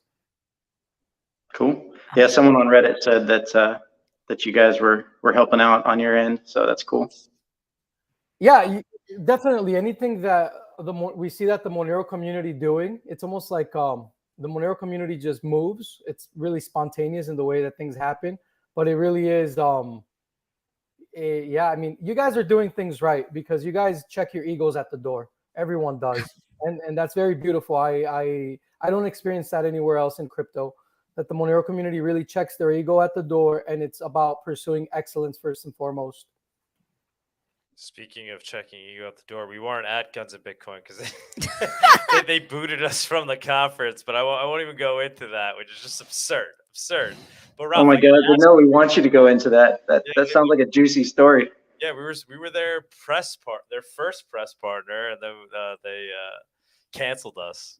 But Ralph, when you were there, one of the things that I was going to push Bitcoiners on there is this idea that they're always, those that are, open to Monero or Monero curious, they always end with the line, yeah, but it's just, it's just the technology that only use if you need it for privacy, and it's ultimately going to trend to zero against Bitcoin. Was that going around there, Guns of Bitcoin, or did that? Were they coming around to this idea that Bitcoin, that Monero itself, is going to have real world value? Yeah. Look, the guys that I interviewed and the Bitcoiners that were there are Bitcoiners that I would say that it was as if I was speaking to people in the Monero community because they were very honest and logically consistent. I'd never heard any of them say anything along those lines. I was actually very surprised that they see themselves as playing a very necessary role in keeping BTC from becoming full-on tyrannical, full-on, a surveillance mechanism, a mechanism of control. So that's the role that they see themselves playing within the BTC ecosystem, and they all spoke very favorably about Monero. So no, I didn't really come across that. Everything was recorded, so you guys are going to be able to hear those conversations when they come out for yourselves. But as far as I remember, no, none of them really skirted around the fact that Monero is a wrecking ball on its way to really give people financial freedom. Awesome. All right. Just a quick question on that. Were they focusing just on privacy or also on scaling? Privacy first and foremost is really is what these wallets are promoting, and these wallets are Samurai Wallet, Sparrow Wallet, and Ronin Dojo. So that's focus. That was their focus. There were two other Bitcoiners there that were promoting mining from home, but it was not emphasis. There was no emphasis on scaling. It was just an emphasis on how if you wanted to mine from home, this is how you would do it, and that was Econo Alchemist and Upstream Data. Yeah, it's really interesting. So once I think the awareness of the scaling question becomes deeper, then is where we're going to see the real move. Yeah, I don't know what BTC is going to do regarding their scaling problems. I know that there's a lot of talk now from people like Peter Todd saying that they should, have a tail-end emission, kind of like Monero, break that 21 million hard cap. Oh boy. Yeah, so there's that conversation that they're having. Yeah. That is a solution, to be honest. If they wanted to solve scaling properly, then they could actually implement Monero's adaptive block size technology. But how will that fly in the Bitcoin community is something else. Yeah, it would never happen. I mean, I don't know about that one. I mean, But I would say yes, if you wanted to solve the problem of scaling in Bitcoin, that's what you have to do. Yeah, I hate to say it. I hate to say it. That, and then you go. All you have to do because it's very easy to go from a private coin like Monero, which is actually one of the toughest blockchains to do scaling properly on, to Bitcoin. It's a lot easier to do it on Bitcoin than on Monero, but you need that television. Yeah, 100%. There is a lot of forethought in Monero that is evident, and forethought that is really lacking in the BTC design of whatever they want to turn that into. But anyway, that will be a very interesting debate to watch. Is all I can say. Oh yeah, all those conversations will be coming out soon. I think I don't know exactly how we're going to put everything out in what order, but it would probably be one Monerotopia talk, one Guns and Bitcoin talk, one Monerotopia talk, one Guns and Bitcoin talk, and so forth. All right. All right, Sunita's ready to call quits here, guys. I think we're gonna end it here. We're gonna keep celebrating Monero's birthday offline. We go blow out a candle or something. Yes. All right, guys. Thank you so much. Thank you to all of you. A lot of good Thank you today. Really, Thanks for having us. Good show. Thank you, guys. Thank you for everything, guys. Yeah, thank you, and thanks to the viewers, and we appreciate your love and support. And with that, happy birthday, Monero. Happy birthday, Monero. Bye, guys. See you next week. Ciao. Bye. Thank you for joining us on this week's Monerotopia episode. We stream live shows every Saturday at 11 a.m. Eastern. You can find and subscribe to our show on YouTube and Odyssey, or listen to the podcast on iTunes, Spotify, or Stitcher. Don't forget to follow us on Twitter or join us in the Monerotopia Telegram group. See you all next week.